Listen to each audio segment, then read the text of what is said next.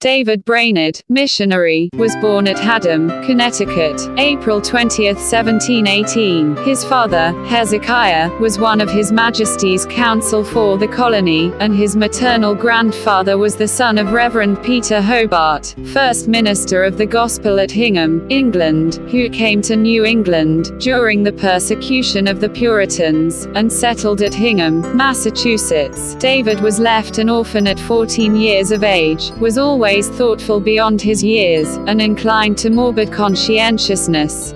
When he was 7 or 8 years old, his religious experiences were marked, but did not continue. 6 years afterward they returned upon him with great power, resulting as he believed in his conversion to God. At the age of 20 he was again the subject of a special religious impression, and his new baptism stirred his soul to its inmost depths. He preserved the record of these experiences in detail, in his account of his early life and conversion. In September 1739, he entered the freshman class at Yale College, but, as he says, with some reluctancy, fearing lest I should not be able to lead a life of strict religion, in the midst of so many temptations. The great religious awakening, however, which arose and spread over the country, visited New Haven, and Brainerd found himself deeply interested in it. His standing as a scholar was good, but other college experiences of his have actually had more regard paid to them than did that fact. The college authorities set themselves in opposition to the revival movement, so called, and forbade the students to attend upon the services connected with it. Several religious young men, however, associated themselves together for mutual conversation and assistance in spiritual things, and it was in the company of 2 or 3 friends in the college hall that Brainerd was heard about this time to say, in answer to an inquiry concerning one of the college tutors, "He has no more grace than this chair."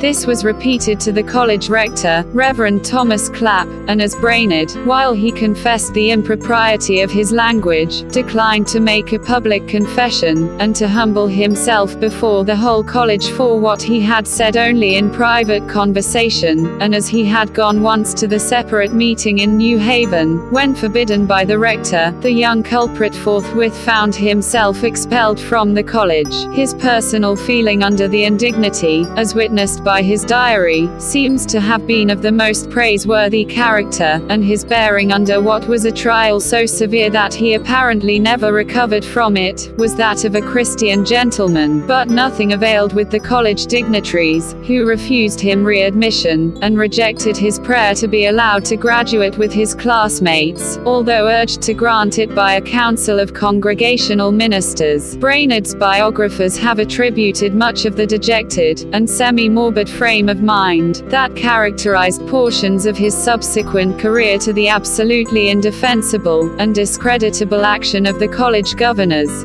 Being resolute to take up the Christian ministry, he was licensed to preach by the Danbury Association of Congregational Ministers, on July 20, 1742, and in November, the same year, he was asked by the American correspondents of the Scottish Society, for propagating Christian knowledge, to visit New York and confer with them concerning entry upon missionary labor, among the Indians of North America. This arrangement was perfected, and Brainerd began his work with the Stockbridge Indians, at a place named Cownamik, 20 miles from the village of Stockbridge, April 1, 1743. Here he labored for a year. On November 3, 1744, in a letter addressed to the correspondents, who had employed him, he gives ample account of his labor, among the Indian people, and of the reasons which induced him, after conference with the correspondents, to turn over the work among them to Reverend Sargent, of Stockbridge, into whose bounds they agreed to remove, while Brainerd should transfer his labors to the Delaware Indians.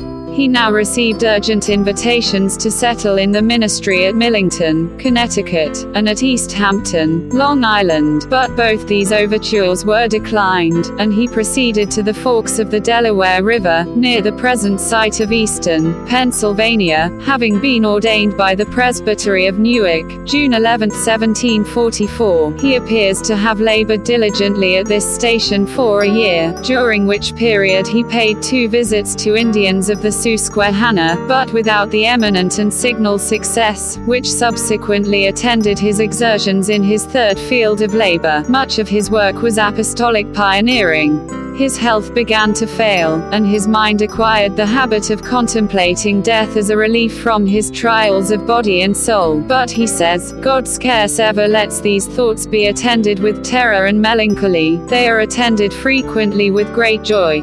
In June 1745, he began the labors among Indians at Crossweaksing, New Jersey, near the present town of Freehold in that state, which have gone far to make his name immortal among missionary workers. They continued for a year and consisted of faithful and earnest preaching, among scattered Indian families, who from the first rejoiced at his advent among them, with the most pronounced and satisfactory results. Brainerd's record of these efforts, and the impression from them is minute, and attests a religious work, which for genuineness and power has not often been surpassed. In less than a year, it is asserted, he had baptized 77 persons, of whom 38 were adults, and the lives of most of these people were permanently reformed.